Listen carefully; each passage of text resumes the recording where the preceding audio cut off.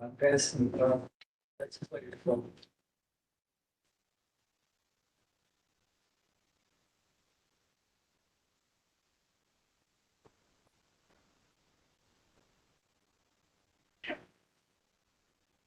Pledge. I pledge allegiance to the flag of the United States of America and to the republic which stands one nation under God, indivisible, with liberty and justice for all.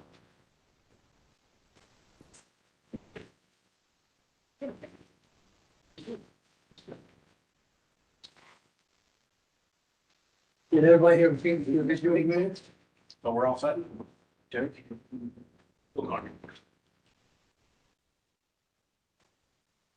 Everybody looking to have a chance to look at the minutes, any changes? One motion to approve. Second. All in favor? Aye. Resolution number G1. This is,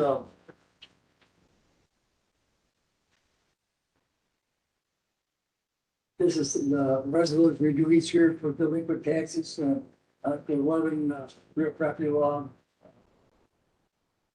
And, to correct, take care of the past due taxes which we paid completely. Any discussion? I'll just speak on that if that's okay, Mr. Chairman. I'll speak on that, Mr. Chairman, real quick, just to have it up. It's just the normal stuff that we do every year for the buyback. And the final list will be presented. You probably have to change this on the floor. So, because we have obviously like bankruptcies and stuff coming in, so we have the people that are on there now, we have all their money, it's in the safe. As soon as you approve it, then we start the process of deeming it back. So, just normal stuff. I make a motion, we move this forward. First, there, second? Second. All in favor? Aye. Opposed? Here. Thank you. Second resolution, this is for partial exemption for parcels and tax. We had this public hearing last meeting. So no discussion on this.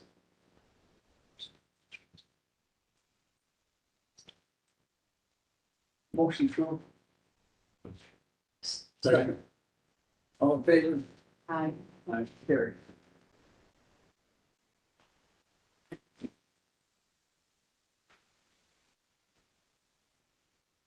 Then we have three bids.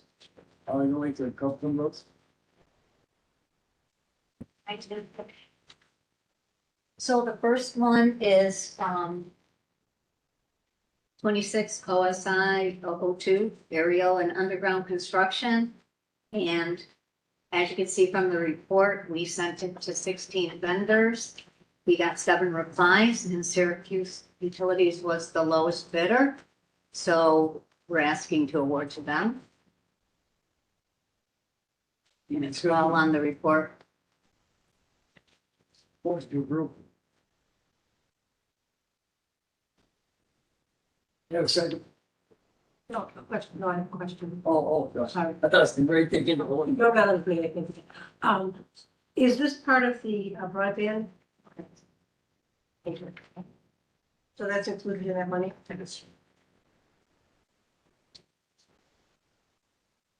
Any other questions?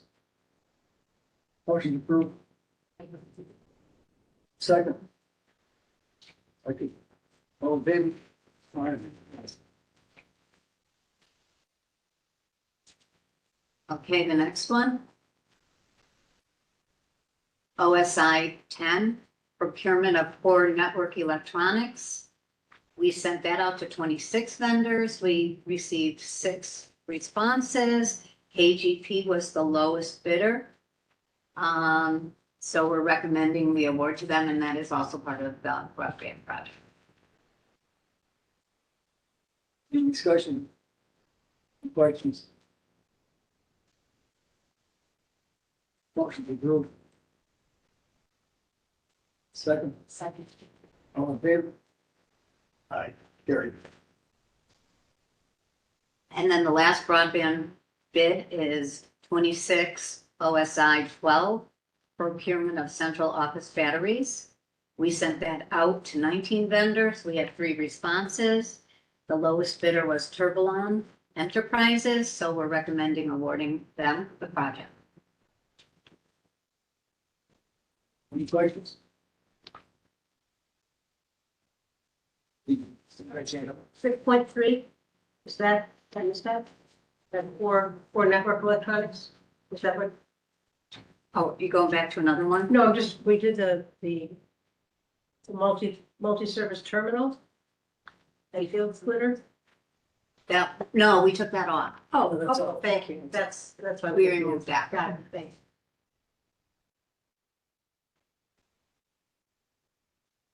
All 3 bids. Okay. Motion to approve. Motion. Second. All in favor? Carried.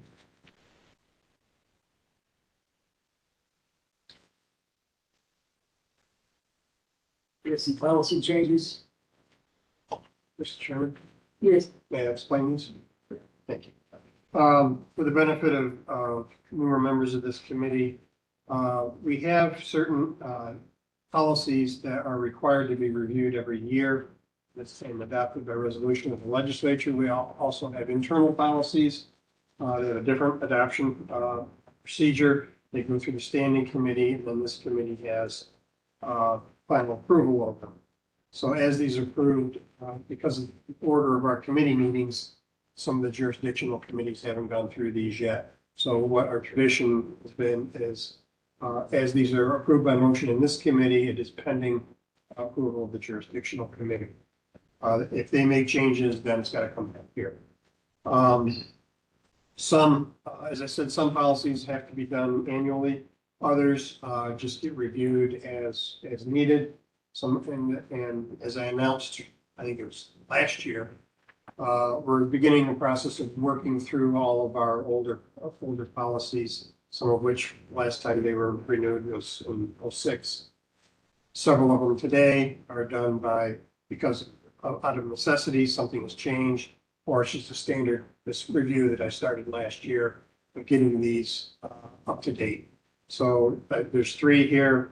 First one was the public information policies. The changes are simply correcting, modernizing titles and the responsibilities that are already in practice. So there's no substantive change. I'd make a motion that we approve these amendments and move forward to the proper jurisdiction for review. Second. Is that on all 3 policies? On all 3. All in favor? Here. Okay, reporting requirements, County Clerk. Well, thank you, Mr. Chairman. I want to first start off by showing and thanking this committee. So through our budget process last year, we were able to save some funds and put it to good use in our office. Not bringing the before pictures, but we had a very ratty old criminal records book that was handled a million times and it's all handwritten from 1890 to 1940. And we had this basically redone and preserved for the future. It's here for you to take a look at, but it's a very big piece of history for our county, and I thought it was very important for us to have it redone because it was in pretty bad shape. But it's here. I want to thank you for the support of being able to do this. But it was definitely very important to myself and my office to make sure that we were able to preserve this because it is important history. And just take a look through and see some of the criminal offenses and what the charges were. So for example, public intoxication was a $10 fine and 10 days in jail. So there'd be a little crowd in jail at the Harbor Fest or maybe like the Bridge Street Run or something of that nature nowadays. But the company we had, K-File, they did a great job on this. And I'm looking at possibly doing a couple more books in the future if we have some money left over to invest back into the office. Moving along to, DMV, we're putting in our new system. It's going, we're having a lot of hiccups with it. The state system, in my eyes, is, well, they failed us. They never included us in the beginning, us clerks, and the vast majority of DMV offices are ran by counties. And they're learning right now that they failed us. I just had a clerks conference where I was at, and our interim commissioner was there, who used to be a under commissioner, a deputy commissioner. And the second part of this, which will be the registrations and all of that, and titles and everything, that portion of this will come into effect in just about a year and a half, 2 years. And our association's been right on it, but we actually had some conversations with our new interim commissioner about how important it was to include the county clerks into this. And he said that he will be working directly with the president of the association at that time, which just happens to be yours truly that's going to have to be at the helm for that new implementation. So we'll see how that goes, but definitely we're trying at DMV. I'm not going to say that it hasn't been a little bit of a learning curve for a lot of our people, but when we don't have the tools in the training and we ask the questions and they don't have answers for us, the big thing right now for my office is the financial end of it. The state is doing an automatic poll, and they are not pulling what they're supposed to be pulling. Just for example, Tioga County had, because their office is in Owego, had $50,000 pulled from their small account, and their small account should have been maybe like 15 or 20,000. So our total got pulled from them, and then they didn't get reimbursed it. So now they're bouncing checks and everything else. I had a bounce check from an employee or from a customer, and it was $6,000. And we said, well, how are we supposed to deal with this? Because you get bounce checks, I mean, how you do business. And they said, oh, we'll just pull that amount of money. Well, we balanced to the penny, and before we had a separate account for that, and now they won't let us do that. So we had to hurry up and scramble and transfer money to cover that. So not to get too far into the weeds, it's a big pain right now. The state has no clue what they're doing, and I want to thank my deputy of DMV and Nancy, my deputy of operations, because between the two of them, we've been pretty successful in balancing to the penny, but it's a cluster. It's very much a cluster. So we're trying to keep it so our constituents don't see the effects of this, but if you hear complaints, please let me know. But we're trying our hardest right now to get through. It's kind of like the blind leading the blind type of thing here. So when it comes to our record center, we're still going forward with our back scanning. We're doing a lot of the pistol permits, which you were finding is saving us a ton of time. So from 1978 to 1940s right now, all those pistol permits are in the record center, and we used to have to request them and have them sent down. Now we can just go online and they're right there, and we can do all electronically, and it's saving us a ton of time. Right? So I think thank you for that investment in Laserfish as well. Clerk's office, as I said before, we're doing our cross training in all our departments, and that is going remarkably well. I just started a new employee from the record center, an index clerk down in our court record center, our court records department this morning. And I left there, she's already in work. So it's working out pretty well. Are there any questions? How's your staffing level? Are you in good shape? I'm fully staffed right now. Any other questions? Pretty good picture. Tim? Good morning, thank you. A couple updates on broadband. A lot of happening, as you can imagine, with the deadline of December 31st each month.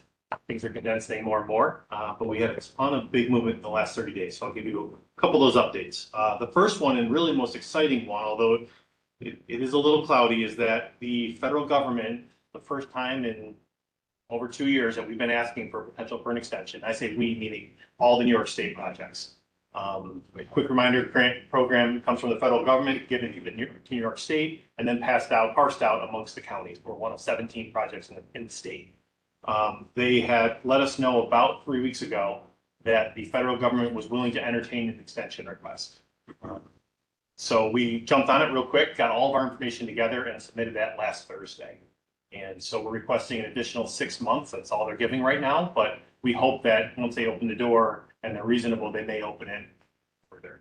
The good news is that means that for the projects, like I mentioned before, there was almost $650 million that the federal government through their infrastructure grant program awarded to New York State for the 17 projects.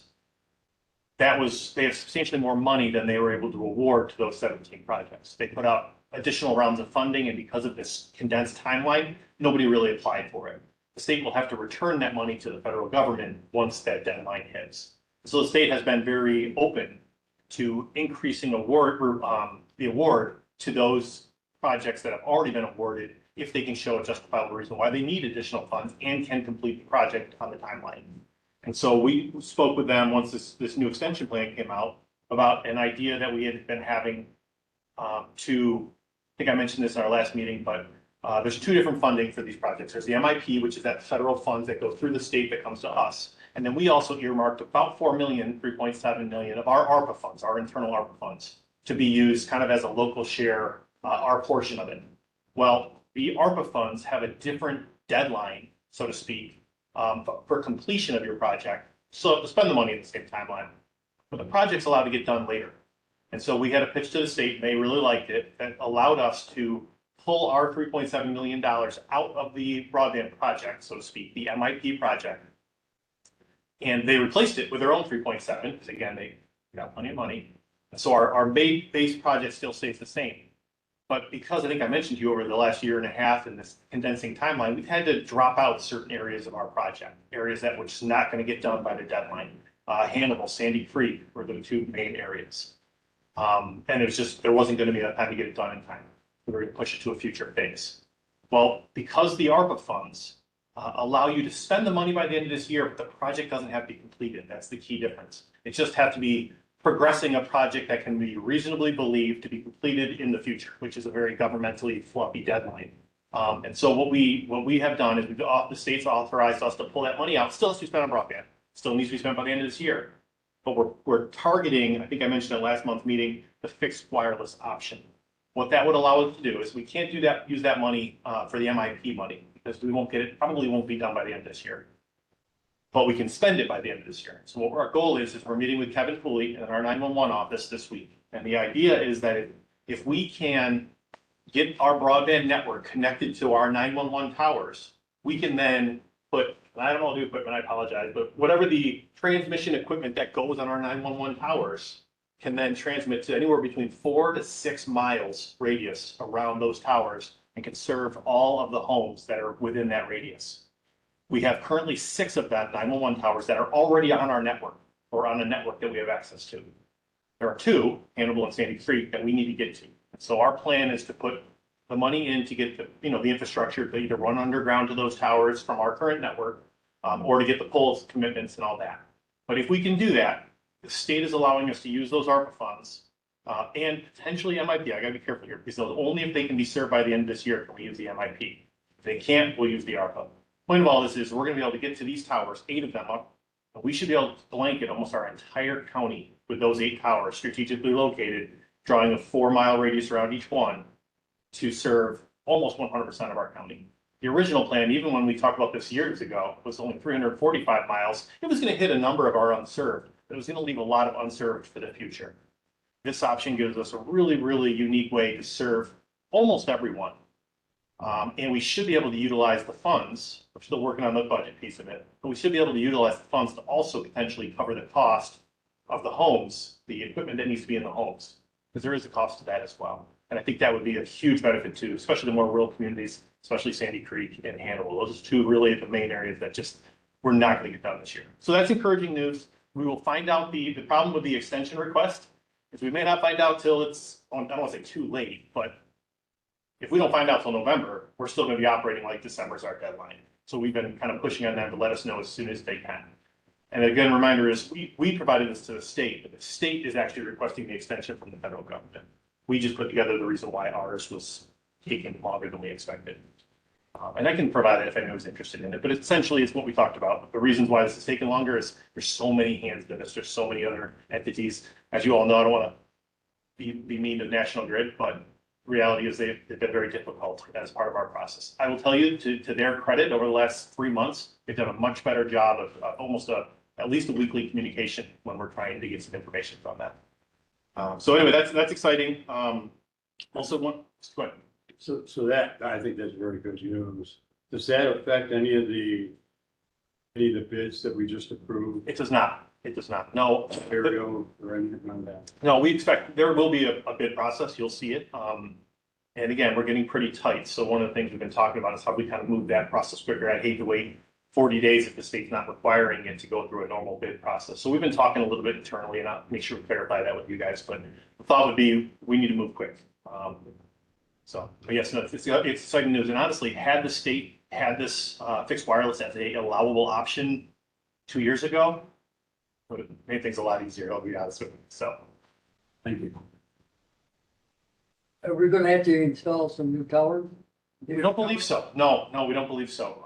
We have the towers that we need. The real question we don't know, and why I'm meeting with Director Pooley, is we have the towers, but do they have the capacity or the space to put whatever equipment we need to put up there on there? I don't know how cluttered they are, I guess is the only way to say it. So we're working and figuring that out. Have you talked to Verizon people? I know that, in North Country, they're putting in towers too. It's one in my town, new one in my town, and there's gonna be another one in, near Boylston, in my other town. So and their range is, best of my knowledge, is 10 miles.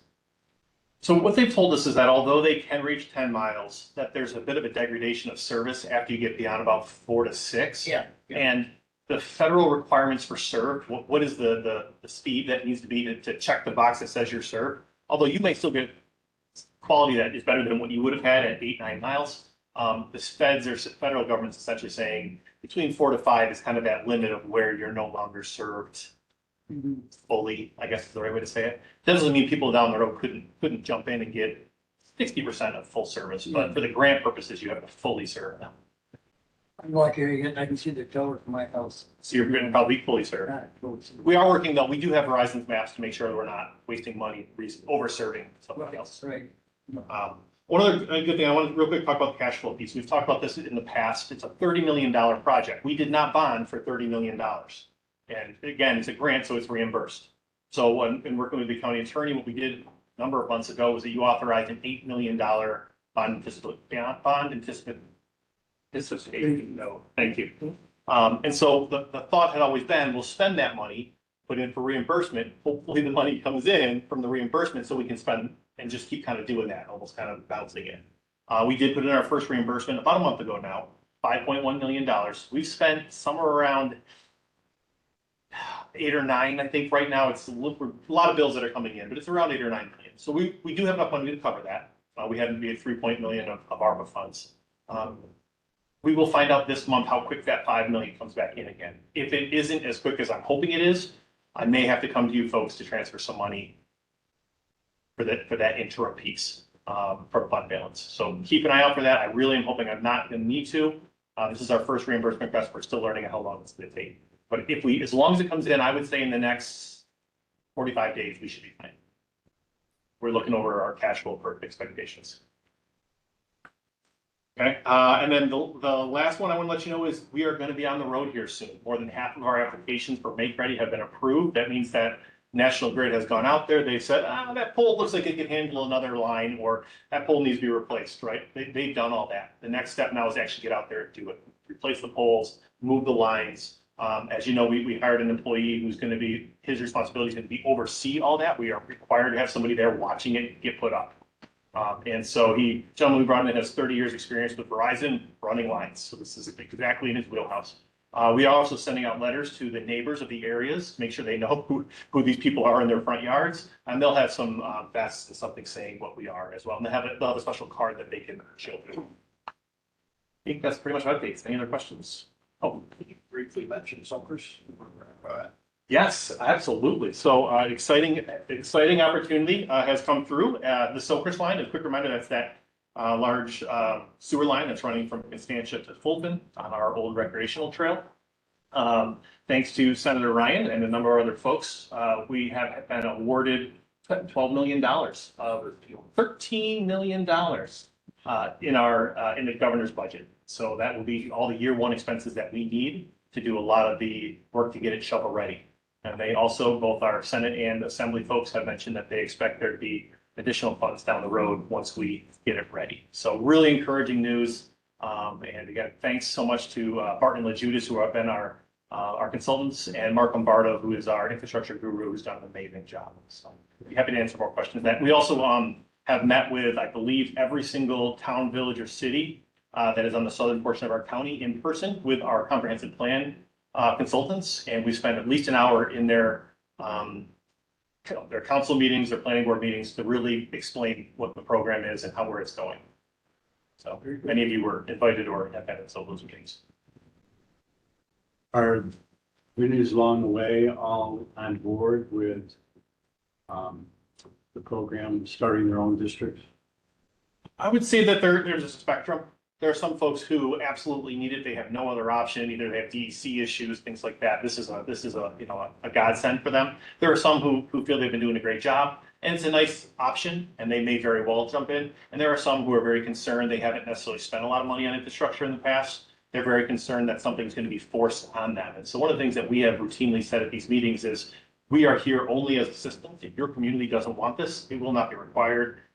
Folks who are not being served by it will not be charged for it. That's been one of the bigger questions is, well, I don't want to pay for somebody in wherever. And the answer is that no, whatever the actual district is will pay for the cost of those things. Although we do really hope to get enough grant funds to cover almost majority of, if not all of those upfront costs. So, in the right direction. I would say overall, it's very positive though. Thank you. Any questions? Thanks, Henry. There's good news when money comes in. Okay. Real property? Yep, thank you. Not much to report. Our new website though does go live today. So the real property website search that many people use gets a facelift later today. The good news on it is that they've been very receptive to any changes that are needed to be made. I think it looks great. It's functioning really well. My office is going to be ready to assist anybody that has any problems with it. We even got some extra functionality, extra things that weren't on our old website are now going to be on the new one. So I think it's a really great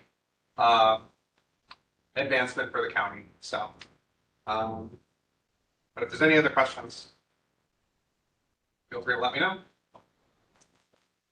Anybody? Thank you very much. Public spend. Thank you. So I'm happy to report our recruiting efforts are paying off. We are actually at full staff now for assistant PDs. As I mentioned last month, the one caveat with that is 3 of them are law grads who will not actually start until the beginning of August. But they have committed, and at this point, pretty much most places that are hiring have long past put out their offers and whatnot. So it's very likely that they're not only committed, they will show up. They're all studying for the bar right now. In addition, we did some extra advertising for our senior assistant public defender. We've had a position open since it was created, several years. Have had 1 or 2 applications that weren't actually viable applications. Happy to announce we have 4 viable candidates right now. We have made an offer to 1. Move forward, so things are starting to look up. That's always good news. We don't hear much good news sometimes. Okay, City Council. Thank you. So having looked at our current budget, we've used 48% of our current legal fee line. I'm in the process of looking at our current grant contracts. Just a friendly reminder, the state does not issue a blank check for the ATV program. And what I mean by that is, we have to sign various contracts with the state. And within those contracts are what we can use the money for. The state will not just supplement our legal fee line. They have refused, we've asked numerous times, they said absolutely not. What they will provide funds for are what they term quality improvement. So that would be if an attorney needs to use an expert in a trial. The state will fully fund that up to a certain amount of money. So what I'm doing right now is I'm looking at our current contracts and I'm trying to figure out what money we are not utilizing and trying to negotiate with the state on how we can use those funds more appropriately. Because if we don't use them, we lose them. State takes the funds back. We do not have a recurring contract where we can just keep, signing the contract to use the funds in perpetuity. We cannot do that. So I'm taking a look at all of those. We have approval for our Cap Court grant. So Cap Court has been, and I believe will be in the future, fully funded by the state. And the county pays $0 for our Cap Court. We put together a budget proposal, and this grant covers both the public defender's portion and the assigned counsel portion. We put together a proposal, they approved it, we sent it in, we got the required signatures. For some reason, we have not gotten any of the documents back to make a claim on that. So Brad has not been able to claim Cap Court. I have not been able to claim Cap Court expenses. I have a feeling that the state budget had something to do with that. I don't know if ILS was maybe waiting on approving everything until the state budget passed. I'm not quite sure, but I'm in communication with them to try to get those documents back in our possession so we can actually make our claims.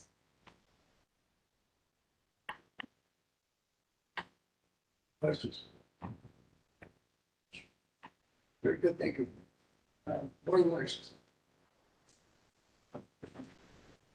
We are just, we're at the end of independent petition filing. We've got 30 new petitions. We're going through that process. So we go for construction specifications closing rapidly. Preparing for the primary on 23rd. The ballots are in, the poll workers are assigned, absentees are going out, coming back. It's happening. Sample ballots are on the website if you need them. We do know, we were informed last week, we've got two, as a result of the budget, we got 2 new grants coming in probably around September. All the machines are tested and ready to go. The absentee machine's tested, that's ready to go. The ballot is quite large. I think we mentioned this last meeting. We didn't have to go over the 2-page. We were able to do a double-sided, but it's very big. It's 22-inch ballot, which we don't normally use. So while it was expensive, it wasn't as expensive as what it would have been. Did you mention we're only opening the one early voting site at our office on Butter Street? And that starts June 13th. And we're all staffed for that. We actually did end up using our own staff for early voting rather than hire full workers, which did also save a considerable amount of money. There are 6 Democratic races countywide. 7 if you live in District 17. And 1 Republican race in Ledge North. Right.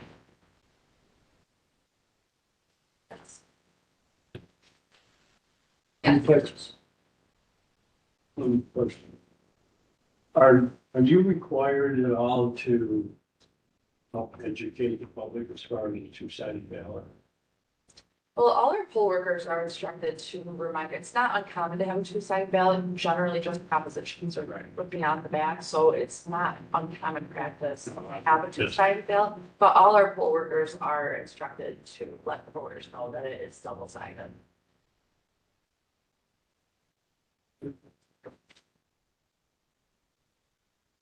Okay.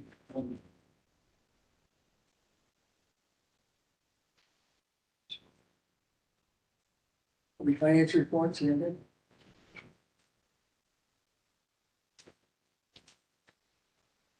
Anybody got questions? Motion to adjourn. Motion. Second. In favor? Thank you all for coming. I'm gonna try something.